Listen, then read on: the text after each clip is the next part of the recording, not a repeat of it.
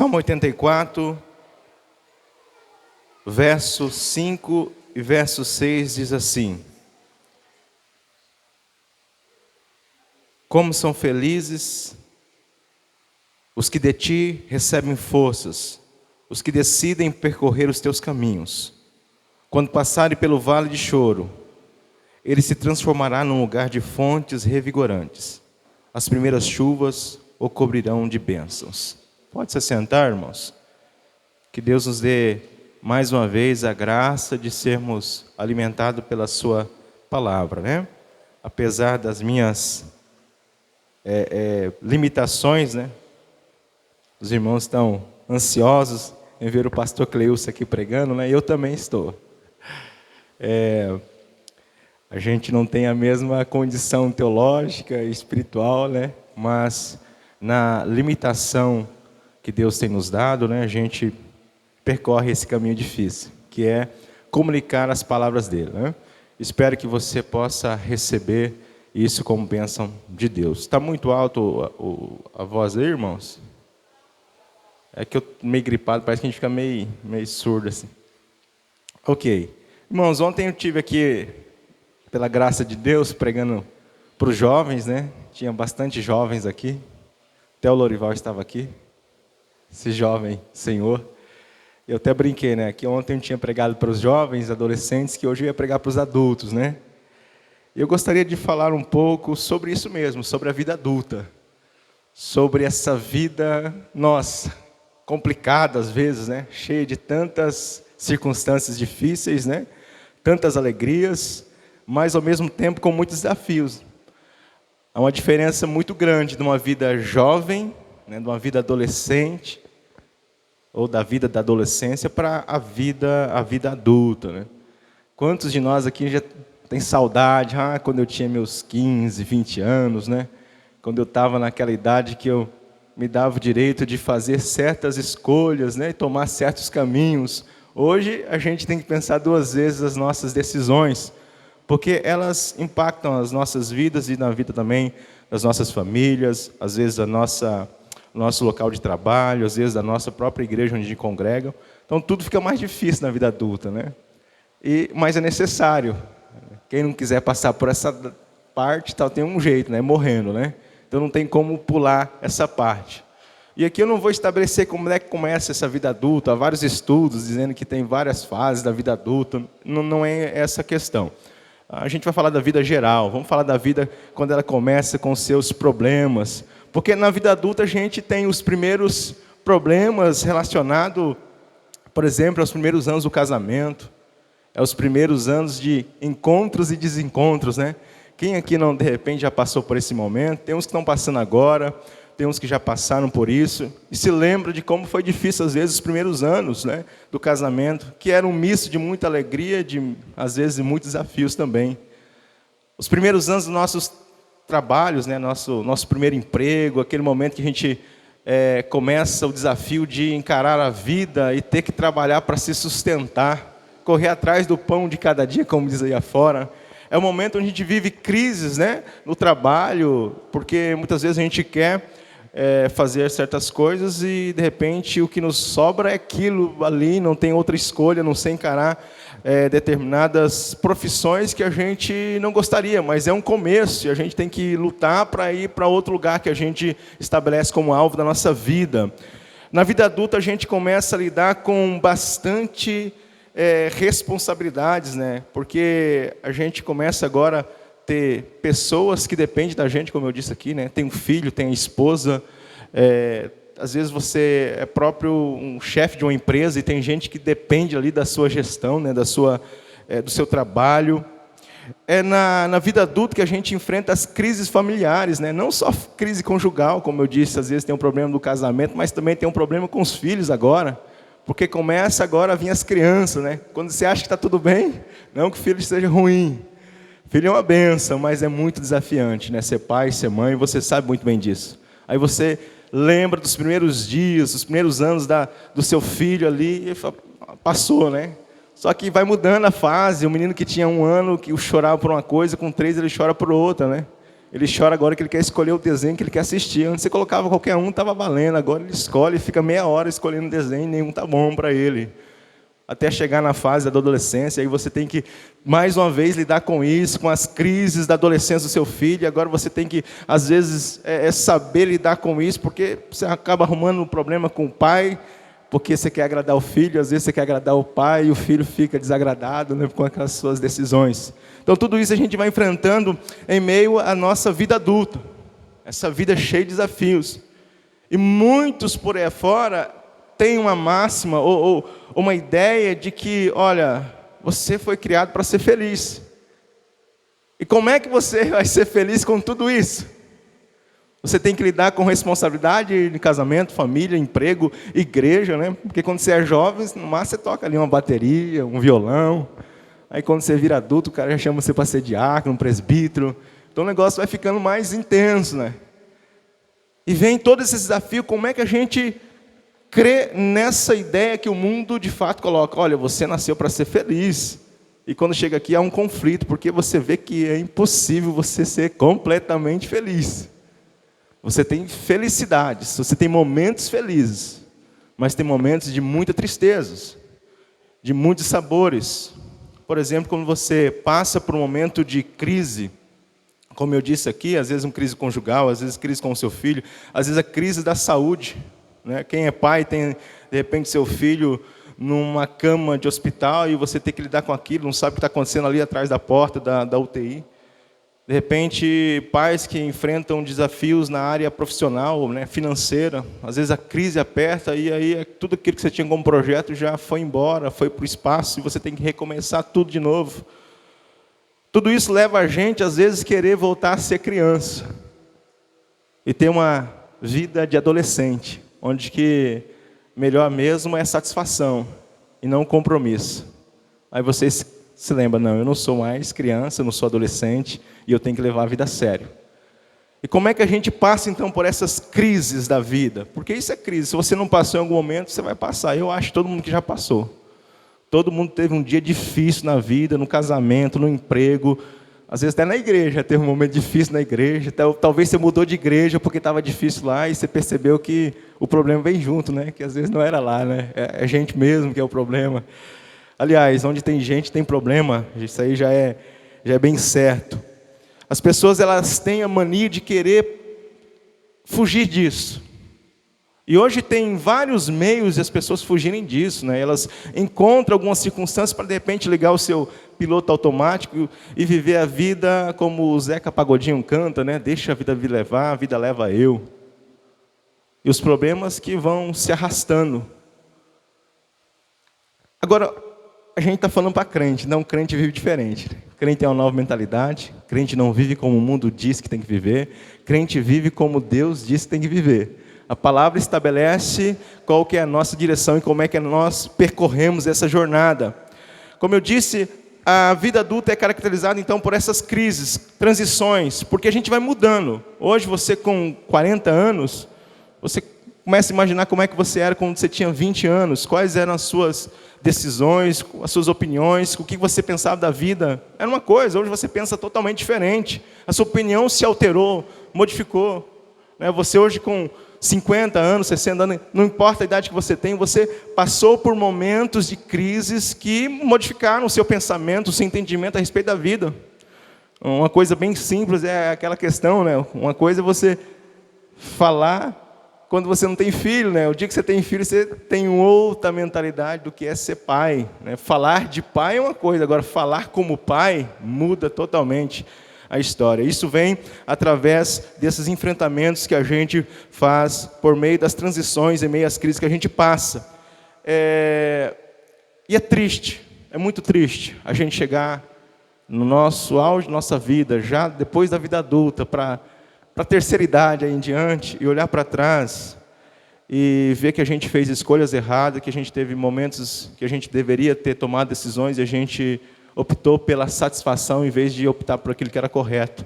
Às vezes a gente tampou os ouvidos para certas verdades que eram importantes para nós e escolhemos coisas erradas. E aí a gente se entristece com isso, né? Porque fala, poxa, se eu tivesse feito assim, talvez teria dado diferente aqui, aconteceria outra coisa. Então, para isso não acontecer, porque acontece, a gente tem que olhar para o nosso presente hoje com a esperança e expectativa de que, de fato, é possível ter uma vida diferente quando a gente é direcionado e guiado pela palavra de Deus. A gente ouve muitos conselhos, né? Hoje é a era dos coaches aí afora, tem conselho para dar e vender na internet, tem pastores coaches, psicólogos, mas nada substitui a velha, sagrada palavra de Deus. A velha não porque ela perde a sua validade, velha porque ela é antiga no sentido de eterna, né? Não tem tempo, atemporal, e continua sendo a base mais firme e correta para direcionar as nossas vidas. Então a gente tem essa esperança, essa expectativa de viver uma vida diferente em meio às crises que a gente enfrenta, correndo, né, contra aquilo que a nossa cultura diz, né? Essa cultura que não gosta de processos, né? Que é sempre o atalho. É comum você encontrar com uma pessoa que deseja muito estar no lugar, uma pessoa aí de 50 anos de profissão, por exemplo. Imagina aquele cara, tanto que ele conquistou, tudo que ele viveu, o desafio que ele enfrentou. E aí você depara com um jovem de 20 anos, rapaz, eu queria estar nesse lugar aí. E o cara acha que dá conta, que é só ter uma oportunidade que ele estaria ali. E despreza todo o conhecimento e toda a jornada que aquela pessoa passou. Às vezes na vida cristã é assim também, né? A gente olha para o pastor, né, que já tem bastante tempo vivido. Não igual o João. Nossa, como eu queria ter uma fé, uma sabedoria, igual o pastor Cleilson. Mas a gente quer estar no lugar, não quer o processo, né? Fazer o que deveria ser feito, participar, estudar, buscar esse conhecimento. Então a nossa cultura é assim lá fora.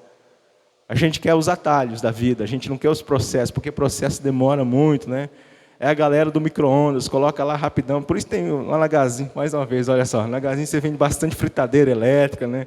Forno, micro-ondas, porque o negócio é rápido ali, né? Então vamos acelerar o processo. Só que na vida verdadeira, na vida adulta e madura que a gente deseja alcançar, não tem como ser assim. Quando a gente olha para a palavra de Deus, a gente encontra como é que a gente pode vencer, como é que a gente pode passar por essas crises. Interessante que isso tem na Bíblia é tratado como desertos, né? A gente vê vários personagens que passaram pela crise, e aí você pode colocar a palavra deserto. Antes de eles chegarem onde foram falados que eles chegariam, teve um deserto, teve a crise, teve um momento difícil, teve um momento de transição. Assim foi com um dos personagens mais conhecidos, né, o Abraão. Antes de chegar a ser aquilo que estava destinado para ser, tem um deserto para atravessar. Assim acontece com o Moisés, que recebe todo aquele ensinamento, é um cara preparado, treinado, mas até, de fato, ser um líder de Israel, ele passa 40 anos no deserto. Assim acontece com o próprio povo de Israel, que antes de entrar na terra prometida tem que passar pelo deserto. Assim acontece com a vida de José, que enfrenta um deserto existencial, né? É vendido como escravo pelos seus próprios irmãos, faz a coisa tudo certinho, é preso, passa por toda aquela humilhação para depois se tornar uma das pessoas mais importantes ali no Egito, né? E ser usado por Deus. É assim como Davi, que disse que seria rei, né? Foi dito para ele, ó, você vai ser rei, é ungido como rei, mas até esse momento chegar, ele passa por tantos desafios. Tem aquele momento mágico da vida dele, né? Onde ele enfrenta o gigante filisteu e mata o gigante, só que até ele chegar a ser rei, ele passa por muitos apuros, né? Como vocês acompanharam na novela da Record, né? Não, na Bíblia fala para nós, né? A Bíblia diz que várias vezes ele teve que fugir de Saul e teve que ficar um bom tempo lá no deserto, até de fato ser rei. E depois tem um período da própria vida dele que ele também volta para o deserto, quando o filho dele tenta tomar o trono dele, ele passa por várias situações. Então, o deserto é um lugar recorrente para aqueles que de fato vivem de acordo com a vontade de Deus e que almejam caminhar em direção àquilo que Deus tem estabelecido para nos tornar mais maduros, ou maduros, né? A gente está nesse caminho, nessa caminhada. Para isso é necessário, então, compromisso, perseverança. compromisso, perseverança igual a maturidade. Talvez seja um caminho, um rascunho aí para a gente passar pelas transições e crises. E como é que é a Bíblia aqui nesse salmo, né? A gente pode extrair algumas lições, alguns ensinamentos acerca do deserto, acerca desse momento de crise, de transição que você enfrenta. O texto no capítulo, Salmo número 84, no verso 4, né? Aliás, no 5, eu li na Nova Versão Transformadora, que tem um texto mais claro, diz assim: como são felizes os que recebem de ti forças, né? Como são felizes os que de ti recebem forças. O primeiro ensinamento que a gente encontra na palavra de Deus é que a gente só pode, de fato, atravessar o deserto quando a gente faz do Senhor a nossa fonte primária de força. Quando Deus é nossa fonte primária de força. Você já percebeu que tem crente, vem na igreja, ele dá o dízimo, a oferta, ele canta. Mas quando ele passa por crises, por deserto, por momentos de transição na sua vida, por dificuldades, ele tenta primeiramente buscar força em si mesmo. Já viu crente assim, que ele tenta dar o jeito dele primeiro? A maioria dos crentes é assim. Ele primeiramente tenta dar o jeito dele, e acha que ele vai resolver com a forma dele, com o jeito dele, com a sabedoria dele, com a condição dele. E o texto diz que bem-aventurado, feliz, a palavra para talvez nos deixar mais consciente desse sentimento, dessa condição de ser um bem-aventurado, de ser alguém satisfeito, pleno. Feliz é aquele que de fato encontra forças em Deus, recebe forças de Deus, buscam a Deus. A nossa primeira e última opção de força em meio às crises sempre será Deus, irmãos. O nosso refúgio sempre será o Senhor. O nosso sustento, a nossa segurança, a nossa provisão. A gente só depende de uma pessoa, e é de Deus. Porque nada e ninguém pode, de fato, nos ajudar nos desertos da vida. Por mais que você fale, não, mas o fulano me ajudou, o meu dinheiro ajudou, mas a fonte primária de tudo isso é Deus. Quem provê pessoas na sua vida é Deus. Quem provê saúde para você ter recursos é Deus. Então a sua dependência de fato tem que ser Deus. Deus. Bem-aventurado é aquele que encontra em Deus forças, ou que encontra em ti essa condição, essa força. O texto na sua Bíblia talvez diferente, né? Bem-aventurados que o homem cuja força está em ti, cuja força está em ti. A primeira pergunta que eu te faço é essa: onde é que está a tua força no meio desses desertos que você enfrenta? Quando você tem um problema conjugal, quando você tem um problema familiar, quando você tem um problema financeiro, quando você tem um problema espiritual, quando você tem um problema de qualquer esfera, aonde é que você busca força para resolver essa situação? Onde é que você busca sabedoria para enfrentar isso? Talvez a gente costuma ouvir das pessoas o seguinte: olha, eu tô tão cansado, pastor, que eu acho que é melhor abandonar meu casamento, que esse negócio não tem mais jeito. Eu ouvi recentemente, não faz nem 2 dias, de crente falando isso. Olha, acho que meu casamento não tem mais jeito.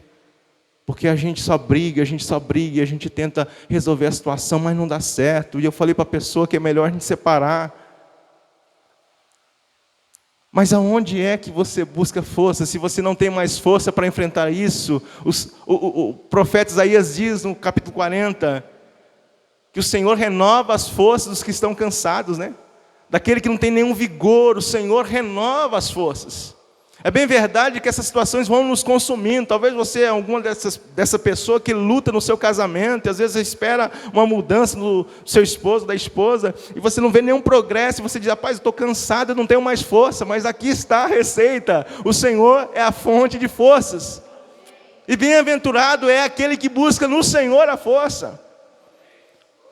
Talvez na sua profissão, você é alguém que diz, rapaz, eu gostaria de fazer muito isso, eu tenho lutado para fazer isso, para trabalhar dessa forma, para viver assim, porque eu entendo que Deus me chamou para, através dessa profissão, também honrar o nome dEle, mas eu tenho encontrado tantas dificuldades que eu vou desistir, eu vou para outro caminho, vou fazer outra coisa. Se você está sem força, eis aqui a receita, busca força no Senhor. Talvez você é um daqueles que tem cansado da vida cristã, da vida eclesiástica, né? Da vida cultica, aqui, da vida em comunidade, a vida em igreja, em irmãos. E você fala, pai, eu estou cansado de igreja, porque sempre é a mesma coisa, eu não vejo diferença na minha vida. Talvez você está buscando força no lugar errado. Não é na igreja, aqui nos bancos, não é na energia que você dá aqui, não é em Deus. Em Deus. O salmista, ele começa o salmo dizendo isso.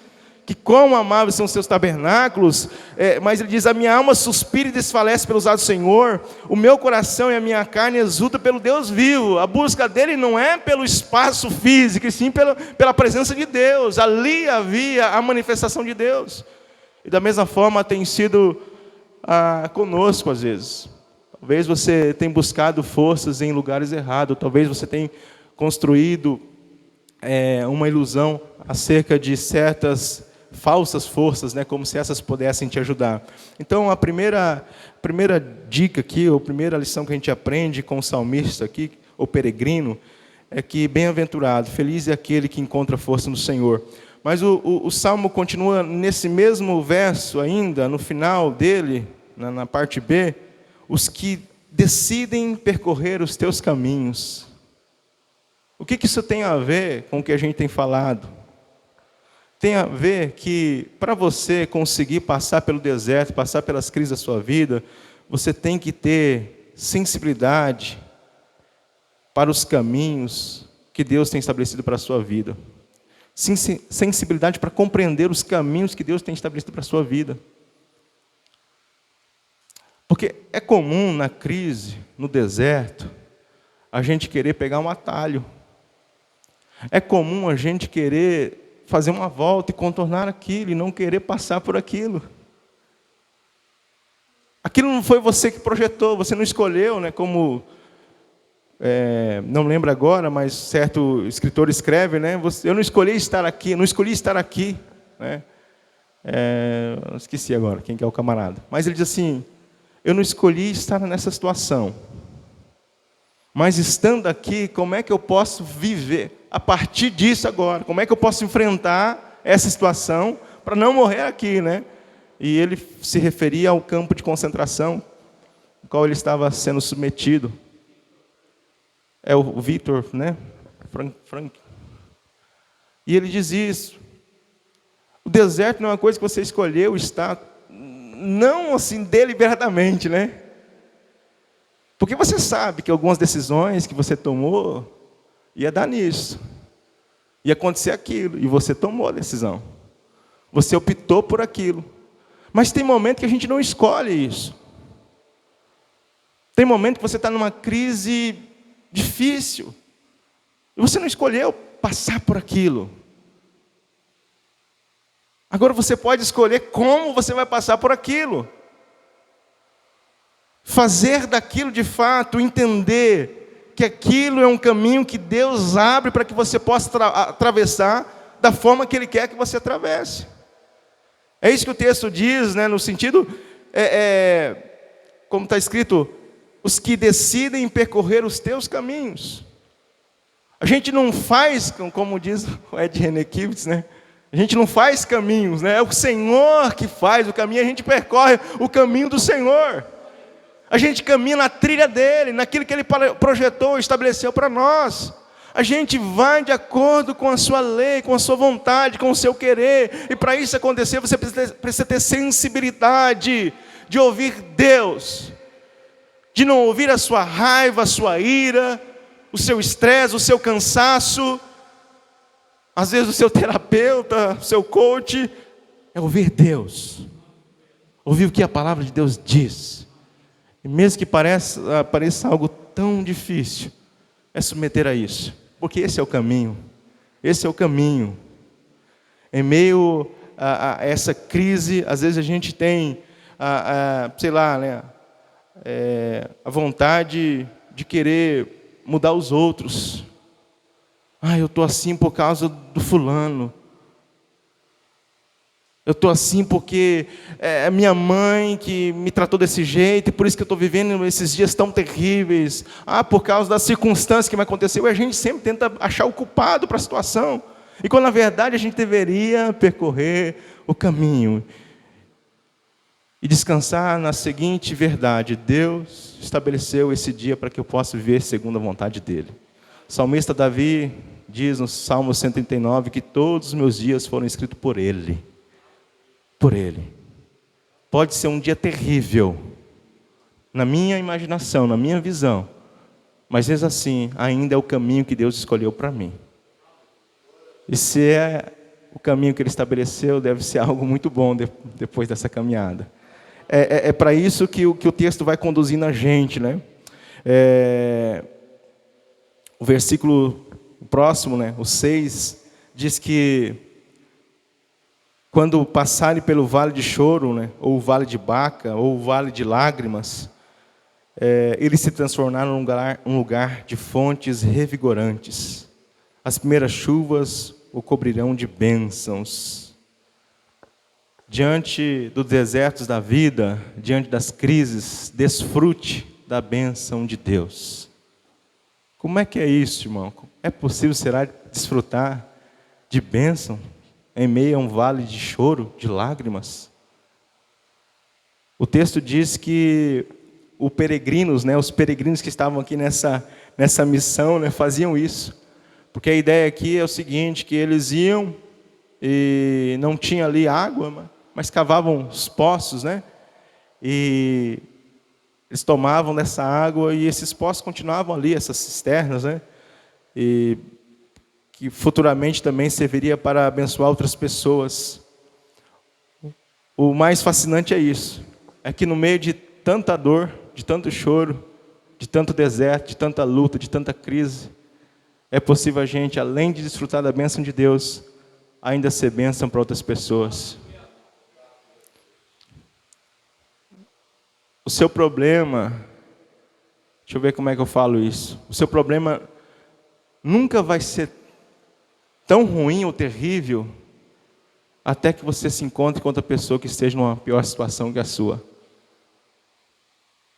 Às vezes a gente tem essa mania de achar que o negócio é só com a gente. E aí você, Deus, o que eu fiz para merecer tudo isso? Senhor, por que isso está acontecendo na minha vida? Senhor, por que eu? Como se fosse apenas nós que sofrêssemos.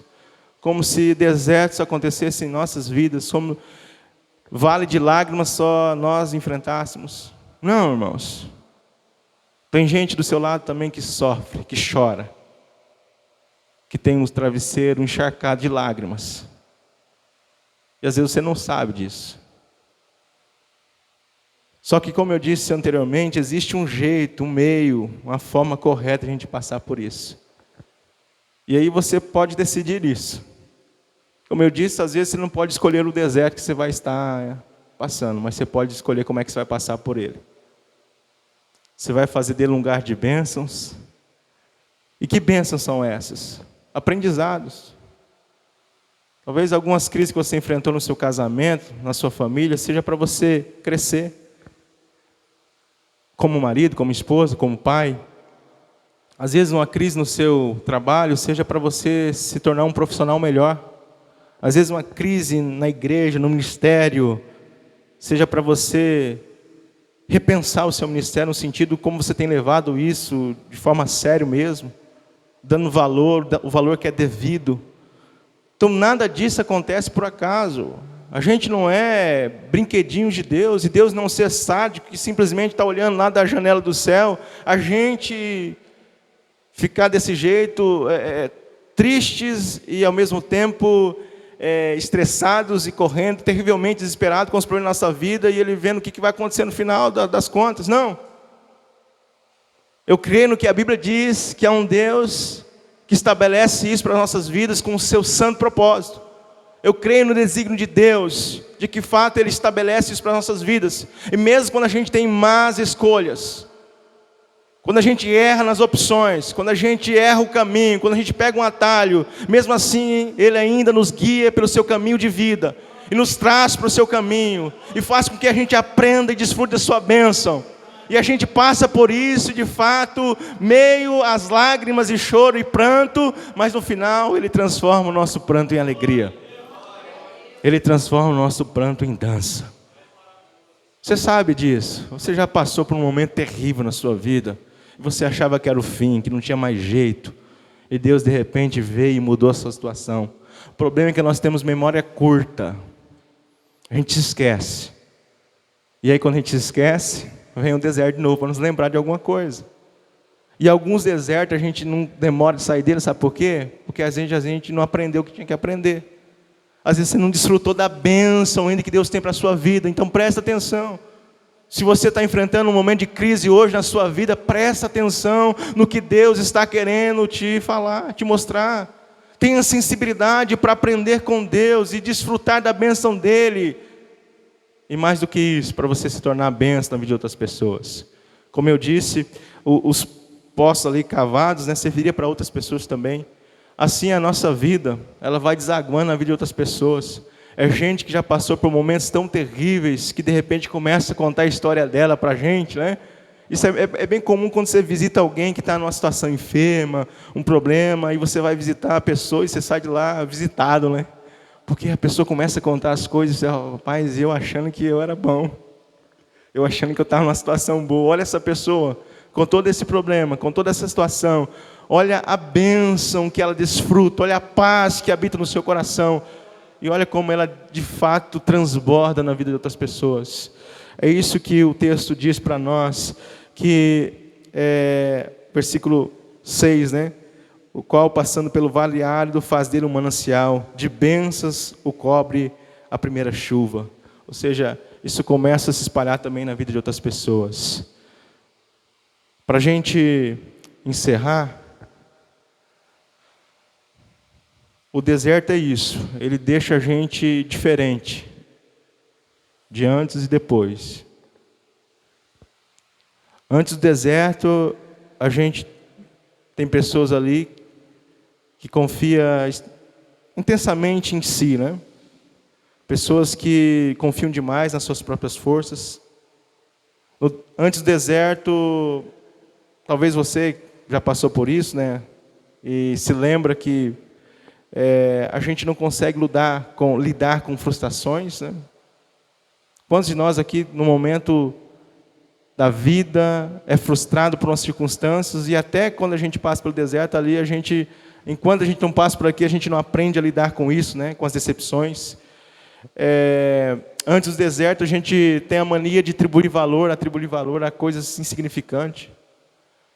É o cara que acha que o carro dele vale tanto, até o dia que ele bate o carro com a esposa, o filho ali, e de repente está lá a esposa e o filho no UTI. Ele vê que o carro é de menos. O que mais importante é a esposa e o filho que está ali, prestes a perder a vida. Diante disso, a gente também tem a constatação de que antes do deserto, a gente tem a mania, ou tinha mania, Tem ainda, porque a gente vai passar por desertos. A mania de tomar decisões de forma impulsiva e imatura. Mas depois do deserto as coisas vão mudando. A gente começa a passar pelos desertos, então a gente aprende algumas coisas, a gente começa a confiar mais em Deus do que em nossas próprias forças. A gente vê que as coisas não dependem da gente. Quando a gente tentava fazer do nosso jeito, dava errado. Dava muito errado. E aí quando a gente começa a confiar em Deus, a gente vê que as coisas tornam um outro rumo e o rumo correto. Depois do deserto, a gente vê que as frustrações e decepções que nos aconteceram, na verdade, fazem parte da nossa jornada. E elas não têm que ser levadas como algo para deixar marcada a nossa história, no sentido de que a gente não consegue mais ter motivação e alegria na vida. Não, pelo contrário, a gente olha para aquilo e diz, poxa, como diz o salmista, foi bom passar por aflições, porque eu aprendi a guardar a tua lei, eu aprendi a depender do Senhor. Então, o deserto faz isso com a gente. Quando a gente passa pelo deserto, uma outra coisa que acontece, a gente passa a ver a vida a partir dos valores de Deus. Aí já não é mais o que eu penso, não é o que eu imaginava, não é o que fulano pensava. O que rege então as nossas vidas é o que Deus estabelece para nós, e isso é o que importa. É o que Ele diz para nós, é o que está de fato registrado nas suas palavras. E depois do deserto a gente também se torna mais paciente e mais maduros. Se você quer alcançar maturidade, você vai passar pelo deserto. Inevitavelmente você vai passar, porque o texto diz isso também, né? Quando passares, né? Quando passares. É só uma questão de tempo. A gente sempre passa por isso aqui. A questão é como é que a gente vai passar. Que Deus possa abençoar a sua vida, que você possa refletir nisso. E observar se de fato você tem vivido a vida adulta da forma que Deus estabeleceu para que você venha viver. A gente sabe que é um momento de intensas crises, como a gente já falou aqui. E muitas vezes a gente perde a oportunidade para preparar outras pessoas para passar por isso. É comum a gente, como pais, né, querer que nossos filhos não passem por aquilo que a gente passou. Quem não já ouviu alguém falar isso? Não, se eu puder, quando eu puder, eu vou dar tudo para o meu filho que eu não tive. Não, cuidado. Talvez uma das formas de você dar o melhor para o seu filho é deixar ele bem ciente de algumas coisas. Que existe tempo para as coisas serem alcançadas. Que existe limites na vida. Preparar nossos filhos para, de fato, lidar com frustrações e com decepções que eles vão acontecer tantas vezes nas suas vidas, na vida deles. Porque senão a gente vai ter aí meninos, né? Meninos em roupa de adultos, né? E quando nenéns, quando chega um momento da crise que você hoje consegue lidar, mesmo com dificuldade, né? Você consegue lidar ainda. Você vai ali, pede ajuda do pastor, oração, intercessão, jejum. Mas e seus filhos? Será que ele vai conseguir lidar com isso? Porque você cria o menino de uma forma que, tudo, tô aqui, filho. Não, filho, é assim, caiu. Não. Decepções acontecem, meu filho. Você vai quebrar a cara na vida, você vai ter frustrações, você vai passar por momentos difíceis. Não privar nossos filhos de ter, de fato, essa compreensão acerca da vida, né? E também não perder de vista o que Deus quer para nós nesses momentos, né? Sempre saber que Deus, Ele tem nos permitido certas situações para nos levar para lugares talvez que momentos bons não nos levaria, né? Eu sempre, quando eu lembro desse assunto, eu lembro de um pastor que eu tive, professor de seminário, né? Pastor Janil Soares da Silva. Ele teve uma doença bem rara e ele ficou muito tempo enfermo, né? E a igreja orava para que ele fosse curado, e em certo momento ele disse assim: irmãos, eu não quero que a igreja ore mais para que eu seja curado, porque a gente já orou bastante já. Eu quero que os irmãos orem para que Deus não me deixe desperdiçar essa doença. Porque se Ele me permite ter essa doença, é porque Ele tem algum propósito nisso aqui, e eu quero aprender o propósito dEle para mim nessa doença. Então, assim, a crise que você enfrenta hoje, o problema que você enfrenta hoje, seja na questão financeira, conjugal, familiar, seja qual for a esfera, profissional, você já se perguntou o que Deus quer de você nisso? Você parou para tentar entender a vontade de Deus para você nesse momento? Então, que a gente possa compreender isso. E digo para finalizar agora mesmo, de verdade, para você que, de repente, já cometeu tantos erros, tantos tropeços, fala, e agora? Como é que eu posso lidar com isso, pastor? Porque eu já passei da forma errada pelo deserto, eu não aprendi, eu tomei um atalho, eu tomei a atitude errada, eu não aguentei, eu deixei para lá, eu não fiz o que deveria ser feito. O que Deus diz para nós é que Ele é especialista em redimir as nossas vidas, a nossa história. Deus, Ele tem essa condição de, mesmo a gente ter tomado o caminho errado, as escolhas erradas, refazer a nossa história para a glória dEle. A nossa história não acabou ainda, ela vai continuar. e que ela possa continuar para a glória de Deus todos os dias. Que você possa repensar nas suas decisões que você tomou. Você já pediu perdão? Amém. Se não pediu, peça perdão a Deus. E peça direção para Ele. Para que no meio de todas essas dores que você enfrenta, essas lágrimas, essas crises, esses desertos, você possa estar glorificando a Ele, vivendo pela glória dEle. Compreendendo que Ele é a sua fonte de força, sabendo que Ele tem um caminho que Ele estabeleceu para você e que é possível você desfrutar da bênção dEle e ainda abençoar outras pessoas. Deus abençoe a cada um de nós.